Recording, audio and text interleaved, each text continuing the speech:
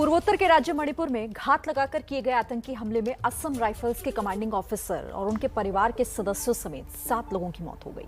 रक्षा मंत्री राजनाथ सिंह ने कहा है कि आतंकियों को बख्शा नहीं जाएगा।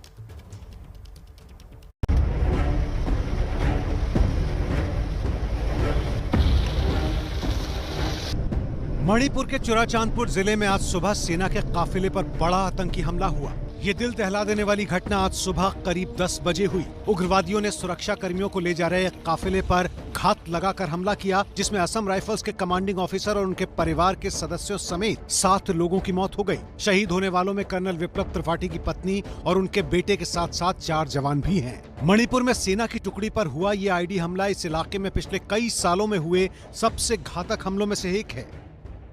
40 साल के कर्नल विप्लव त्रिपाठी छत्तीसगढ़ के रायगढ़ जिले के रहने वाले थे। जब हमला हुआ तो उनकी पत्नी अनुजा और 5 साल का बेटा अबीर भी उनके साथ मौजूद था। कर्नल की गाड़ियों के काफिले में पहली गाड़ी ब्लास्ट से उड़ा दी गई, जबकि बीच की गाड़ी में खुद कर्नल और उनका परिवार था, जिस पर आतंकियों ने मोर्टार और गोलियों की बौछार शुरू कर दी। इससे घटनास्थल पर ही कर्नल विप्लव और उनकी पत्नी शहीद हो गए, जबकि बेटे अबीर की मौत इलाज के दौरान हो गई। लौट रहे थे अपने परिवार के साथ से, सामने पायलट पर था, पीछे पालो गार्ड था, बीच की गाड़ी में थे।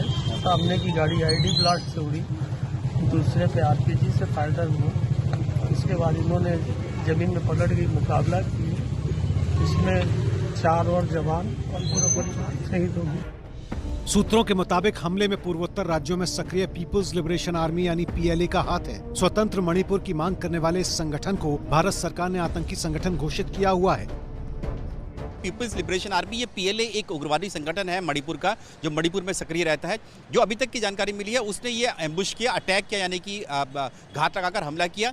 सबसे आगे जो थी क्यूआरटी चल रही थी, क्विक रिएक्शन टीम चल रही थी असम राइफल्स की, उसको आईडी से उसको ब्लास्ट किया गया, जो अभी तक की जानकारी मिली है, जिसकी वजह से जो उसमें सवार जो 3 जवान थे असम राइफल्स की, उनकी मौत हुई, यानी कि वीरगति को प्राप्त हुई। उसके अलावा जो कर्नल साहब थे, जो अपनी गाड़ी में थे, और उनके साथ उनकी पत्नी, उनका बेटा और एक और जवान है, यानी कि इन 4 की भी मौत हुई। इससे पहले भी मणिपुर में ये आतंकी संगठन धोखे से भारतीय सुरक्षा बलों पर हमले करता रहा है। हमारी तरफ से काउंटर एक्शन चल रहा है। बड़ा लाजमी है कि कुछ ही घंटों में या कुछ ही दिनों में ये जो परपेट्रेटर्स हैं, इनको पता लगाया जाए और इनको ढेर किया जाए। अगर जब तक इनको हम ढेर नहीं करते तो वास्तव में देश जो है शांत नहीं रहेगा।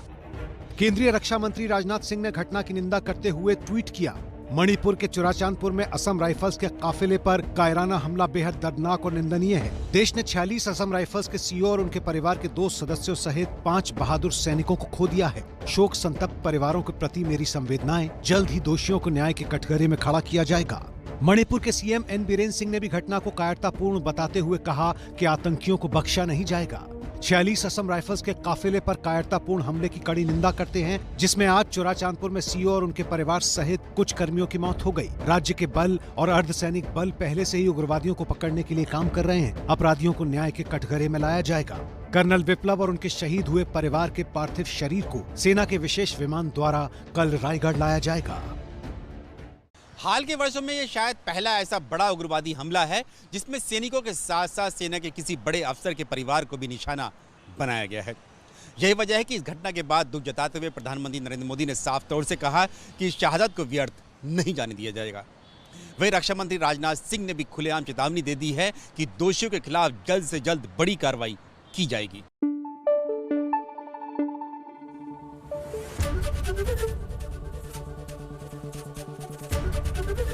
एबीपी न्यूज आपको रखे आगे।